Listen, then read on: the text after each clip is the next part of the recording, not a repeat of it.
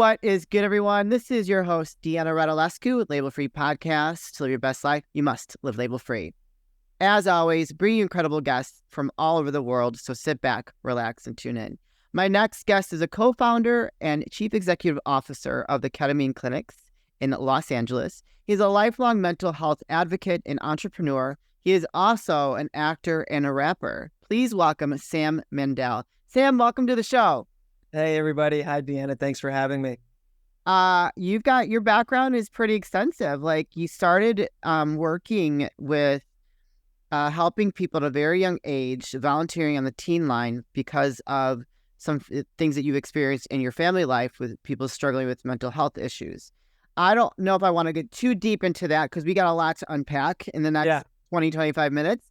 But what was it that you, I don't know what you can share, but that spurred your interest in helping people that had mental health problems?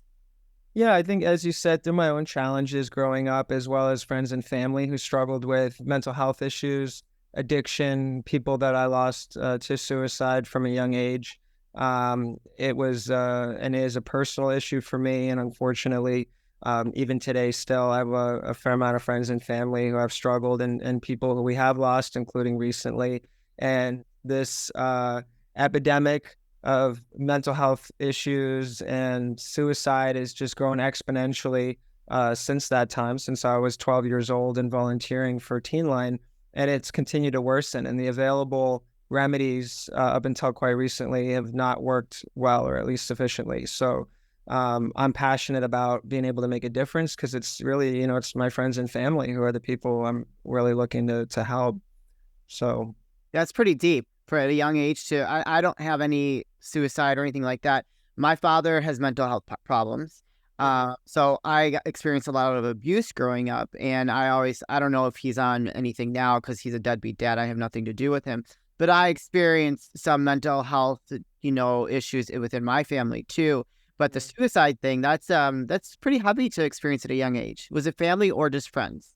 It was family. Oh, and yeah, thank you. And I'm sorry to hear about your situation with your father and where it is today. That's really, really difficult, for sure. Yeah, I think, when you're 12 years old, it's hard to kind of make sense of that and know what to do with it. I was always the one in my friend group that people went to for the more difficult conversations they didn't feel like they could have with other friends or with their parents. And I guess, I don't know, I grew up kind of fast, and I just felt more comfortable in that world or in those conversations about topics that a lot of other kids didn't know about or weren't really comfortable with. And so I kind of just leaned into that more and more. And over the years, I just kind of owned that. And I don't know, it's just a part of me. No, I think that's a beautiful thing. Some people have that as a gift, right? So you are probably a very stable individual, what it seems like, and so there's safety in going to someone who has more stability. And I think that is like a gift, and what it probably did make you grow up a little bit faster than most, but that's a beautiful thing that people trust you to go to you. Yeah. Now, let's fast forward. So you co-founded the Ketamine Clinics in Los Angeles with your father. Yes. Yeah. Ketamine Clinics in Los Angeles. Yeah. In 2014. So we've been doing this for a decade now with my father, Dr. Sam Mandel. And it has been quite a journey. I bet. And so I don't know a lot about ketamine, and I don't think a lot of people out there do know a lot about it. And so I want you to kind of like help us understand what that is that you guys do and how it's so different and more effective than some of the other ways that people are dealing with depression and mental health issues. Yeah, so I'll try to take what's a 3-hour question and in around 4 or 5 minutes, and then I can get into more detail on anything you might like. But no apology needed. No, it's a great question. It's a lot. So I think first I just want to start with what is ketamine, right? Yeah. There's a lot of different people have different ideas about that, and quite frankly, there's more than one right answer. Okay, so ketamine is an FDA-approved anesthetic. It was synthesized in the 60s. It was FDA approved in 1970. It's been one of the most widely used anesthetics in the world for humans. And it's also used in veterinary medicine. So that's why some people will say, oh, that's a horse tranquilizer or a cat tranquilizer. Yeah. Well, yes, it is commonly used that way, but it is an FDA approved medicine for humans. So that's one thing I want to, make clear. It's also an analgesic. It's a pain reliever, so it's used in certain situations for that. And it's also a drug that people use recreationally on the street, commonly referred to as Special K. Yeah. So some people, depending on how you first heard about ketamine or what your first experience with it was, that's what you're going to associate as the whole story, but it's only part of the story. So that's why we get people who say, oh my God, my friend snorted that at a party once. And yeah, you're giving that to people. You think that's a treatment? And it's like, yeah, well, that's a little different what happened at that party from what we're doing. Or, oh, I saw that on my dog's vet bill. Why are you giving that to people? You're giving a dog drug to people? It's like, no, it's not a dog drug. Actually, quite the other way around. And as a matter of fact, many, many medicines that are used with humans are also used with animals. That's usually the order they go in: first human, then animal. But in any event, it is also an extremely effective antidepressant and treatment for other mental health conditions. And that is a relatively newer use for this old medicine that's been established over the last, frankly, 30, 35 years, but really over the last 20 years, it's been really much, much more thoroughly established through a huge body of clinical research. Yeah. And what's different about it in this use is it's a sub-anesthetic dose. It's a smaller amount of medicine given over an hour-long IV infusion. So that's what we do in our clinic. We specialize in these IV infusions that are about an hour of ketamine in a small dose, so people are conscious and awake the entire time. And it's an amazing reliever of symptoms from depression, PTSD, anxiety, suicidal thinking, and other mental health conditions as well. It's also really effective in chronic pain treatment when it comes to neuropathic pain or conditions like CRPS, which is complex regional pain syndrome. But we mostly focus on mental health, and that's our passion, and that's where the depth of our experience lies. So it's while there's been a good amount of research over the last 20 years, it's really only been available in the United States as a treatment for about 10. We were one of the first clinics in the country to start offering it. Oh, wow. Now, because ketamine is an old drug, the patent is up. So it's a generic drug. So This is one of the reasons why people aren't hearing about this treatment, and why I'm so passionate about speaking with people like you and really appreciate the work you do to help to raise awareness on various topics, because there's no big pharmaceutical house who's marketing it on TV. There's no big pharma company who's going to doctors, taking them out to fancy lunches or dinners and saying, hey, you should start prescribing this, and here's why. Because no one will make money on the sale of ketamine. Half a dozen different people make it. It's cheap. No one owns it anymore. So there is some money in professionals providing it in a clinic and who charge for their time and for their service. But there's no money to be made in the sale of the drug. And that's one of the key reasons why a lot of people who hear about how really powerful this treatment is, they wonder, well, how come I've never heard about it then, if everything you're saying is true? So that's an important context I want people to have. Yeah. In our clinic, the treatment works 83% of the time. Wow. It works usually within a couple of days, whereas conventional SSRIs and other antidepressant medications take 4 to 6 weeks, sometimes months. You're trialing different dosages, different combinations of drugs. This works in days. It has none of the side effects that those medications have. No long-term side effects. And the quality of relief is not comparable. So with SSRIs, people often feel like the bottom, the floor has been lifted. They're not as low, but they don't experience the joys of life. They're flat. They feel numb and in the middle. And they can kind of, go through their day, but they're not happy. Ketamine does restore pleasure.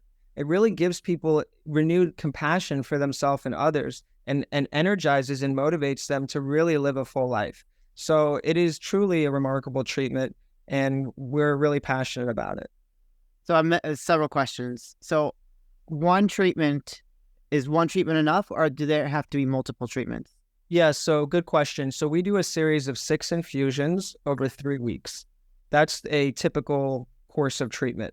Each one's about an hour. There's some prep time and recovery time in the office. So the visit in the office is about 2 hours, but the actual infusion is about an hour long. And the way it looks is you come in, we do paperwork, we do an assessment, relax on a comfortable recliner that goes all the way flat. We provide blankets, pillows, noise-canceling headphones, a sleep mask, and people just relax and go on an inner journey. So there's not a lot outside of them going on in the room. And they have this experience that's really can be very transformative. And they do that over the course of these 3 weeks. Most people start to feel better after about 2 or 3. So usually within a few days or 1 week, even if they have treatment-resistant depression and haven't benefited from other treatments, because ketamine has a very unique mechanism of action, and it affects the mind and the brain in ways that other treatments do not. Kind of like psychedelics. Does insurance cover it? Generally, no. We do see some patients who have a good PPO plan get some money back if they file a claim for reimbursement after treatment. But generally speaking, insurers will like to say that it's experimental and they won't cover it, which is totally bogus. Of course, they're not in the business of paying for good treatment. They're in the business of not writing checks. Yeah. So they'll like to try to find any reason they can to say no. This is starting to change. And we have actually Kaiser SoCal is paying for it for some of their subscribers at our clinic on a case-by-case basis when the psychiatrist at Kaiser deems it appropriate. So it's not for everyone. It's not a guarantee. But in some cases, we have an agreement with them, and they will actually cover the cost for their clients, which is a huge step forward because that's quite a large institution, and they're not always the first to adopt new things. Other large payers are starting to kind of slowly follow suit because the reality is not only is this life-saving and more effective than the alternatives, but it would actually save them money because they're spending a lot of money on treatments that are not working. I mean, if you look at the cost of ECT or you look at the cost of a hospitalization for a patient or of an IOP, an intensive outpatient program where people are going maybe, 3, 4, 5 days a week, sometimes all 8 hours a day to be in a program because they're so debilitated. These things are extraordinarily expensive or residential housing for addiction. I mean, insurance companies are spending tens of thousands of dollars, hundreds of thousands sometimes on patients for things that are not working. Right. So I think they're starting to realize that this is actually going to save them money, which ultimately and unfortunately is the only thing they really care about. Yeah. So it is starting to shift. Yeah. So it can be used not only for like depression, but addiction issues. Yeah, absolutely. Ketamine addresses addiction on 2 fronts. And this is something that is a little bit, some people find ironic because there are people who abuse ketamine and they're like, well, how come it could be helpful for addiction? Well, ketamine is not physically addictive in the way that nicotine or opioids or alcohol are. You don't get a physical dependency upon it.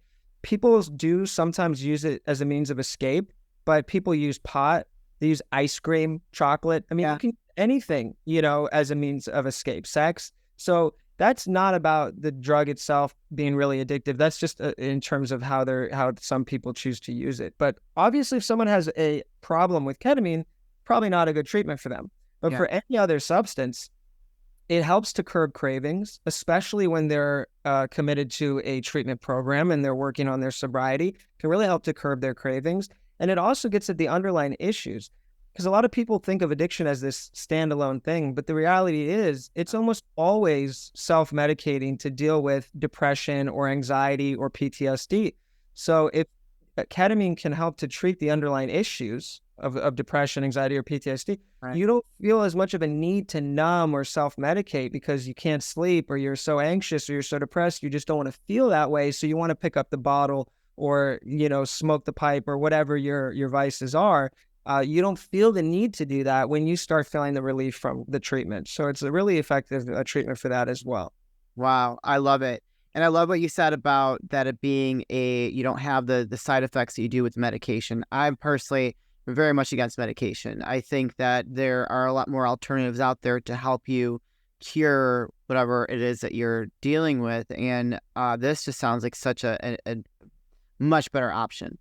100%. I mean, you come in for 3 weeks, you may not need any additional treatment or medication for months, 6 months, 9 months, a year after, depending on the patient. I mean, those are longer timelines. A lot of people will come back in 2 or 3 months, but even then, you're not taking a drug every day if you don't want to. And it's definitely a much more holistic approach. A lot of the conventional oral medications really weren't designed initially to be taken like we do all day, every day for life.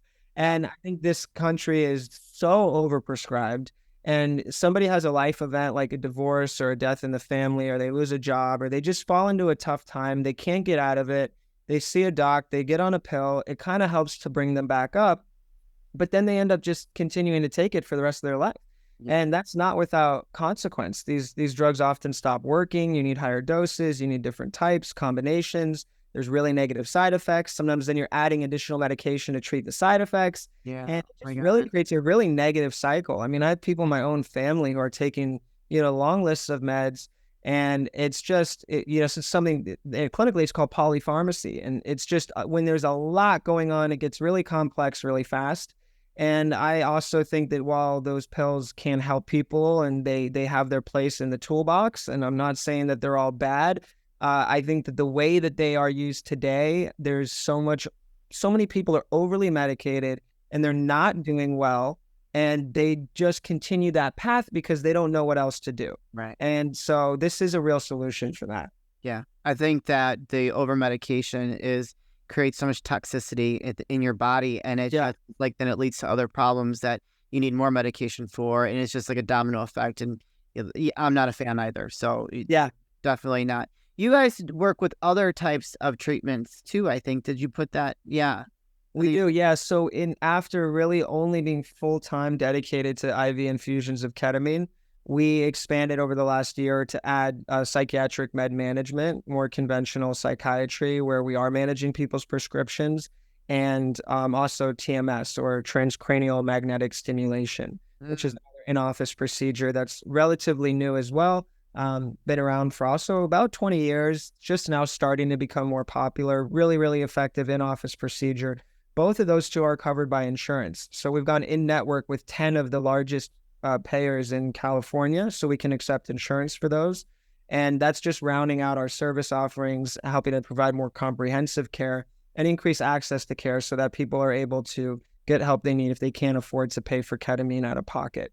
And a lot of the med management we do is really simplifying people's medication regimens, helping to wean them off of meds, helping to address the issues that we're talking about with the overprescribing that's going on. So our practitioners take a very holistic approach to that when they're meeting with patients to discuss other medications. Now, how has Los Angeles embraced this treatment? I mean, I guess it's probably a great place to have your clinic. I would say so. It's amazing how much misinformation and just lack of understanding there is even 10 years later. And there's been a ton of research. I mean, over 180 clinical trials have been conducted at USC, UCLA, Yale, Stanford, Harvard, the National Institute of Mental Health, the Cleveland Clinic, Johns Hopkins, like you name it. Every major institution has published at least one paper on this, all with really, really great results. There's even a recent comparative analysis, head-to-head study, an inferiority study of ketamine versus ECT. ECT is shock therapy. That's been considered as like the gold standard in psychiatry. Not a treatment that I personally love, but and ketamine, it was shown to be more effective. So, I mean, there's a lot of data out there. There's been a lot of press and media out there, and still so many people have never heard of it or they don't get it. So that's still kind of amazing to me. But that being said, yes, I would say that LA has responded well to our offering. I mean, in the time that we've been doing this, we've done over 25,000 infusions. We've served around 6,000 patients. We've been doing it for a decade. And the clinic that was literally just my father and I for a little while in the beginning, we now have 16 employees and 5,000 square feet in Culver City in the west part of LA. So I would say overall, yeah, it's not been without a real lot of struggle, but people are waking up to alternatives and realizing that this is really the most viable one. Yeah, it's kind of similar to, I've talked to some people that work with like microdosing with psychedelics. Yeah, like mushrooms and how that's really helped too. I mean, it's kind of on the same kind of like that natural pathway of helping people really get to the root problem. Yeah, it's interesting because ketamine really is also a psychedelic. And, it is? Okay. Yeah, and the thing that sets it apart is that it's an FDA-approved medicine that we've used safely for over 50 years, whereas psilocybin, LSD, others, we don't have very much data on because we weren't even allowed to do research with them. We're just now starting to be able to do research on them, and there's really very positive findings that are coming out. And MDMA, commonly known as ecstasy, I mean, that's going to be available for clinical use in probably less than a year from now. Get out of here. I love ecstasy. Yeah, I'm sure you do.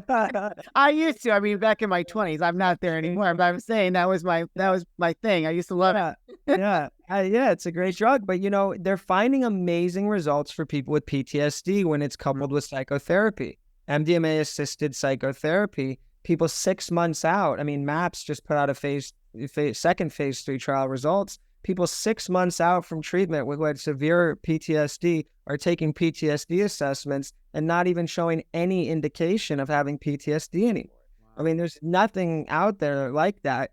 Though I will say ketamine produces very good results for PTSD as well. Yeah. But yeah, to your point, there's a lot going on with this kind of new approach to mental health that is under the umbrella of increased neuroplasticity and neurogenesis, and helping to form new neural pathways in the brain, actually getting at the root cause of issues, helping to enhance brain function. Yeah. You can see measurable growth in parts of the brain, increased dendrite density and connectivity, better neuronal connections in the brain. So this isn't just making you feel good. This is really promoting healing and better brain function. And ketamine does that. And you can see similar things happening with some of the other psychedelics as well. Whereas up until now, we've never really approached treatment in that way. And then there's also something that they provide that none of the other treatments have until today, which is the psychological effect, the effect on the mind, not just the brain. And that's allowing people to have these new insights and perspectives on themselves, their relationships, issues in their life, their past trauma, to do inner work and to process it in ways that you aren't as triggered or having as emotional a reaction to these things that you might have locked away and not wanted to ever think about because it's too painful. Well, you have this kind of out-of-body experience and this mind-body separation during the infusion that enables you to process this stuff in a healthy way with a new insight that you really don't get otherwise. Yeah. Which can really promote healing and closure in a way that is just really, really valuable for people. I love that. That was beautiful. So many more questions that we'll have to have like a part 2, because I am all about this type of healing. I think that with how bad mental health issues are in our world, there has to be other avenues to heal people, to give them some alternatives that's really going to solve the problem instead of just throwing medication at it. So I love it. Where can people find you, connect with you, and learn more about the ketamine clinics? Yeah, if I could just quickly add on to what you were saying. Sure. Go ahead. 45,000. There's the doggo making the appearance. Yeah. 45,000 people complete suicide in the U.S. every year. Many, many more people attempt than that.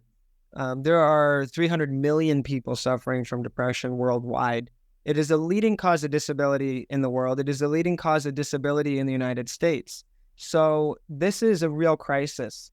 And I want people to know that, to know how serious it is, and also to know that you're not alone. Because I think a lot of people who suffer feel very alone and like they aren't able to share, that it's stigmatized. Fortunately, that's starting to change for the better.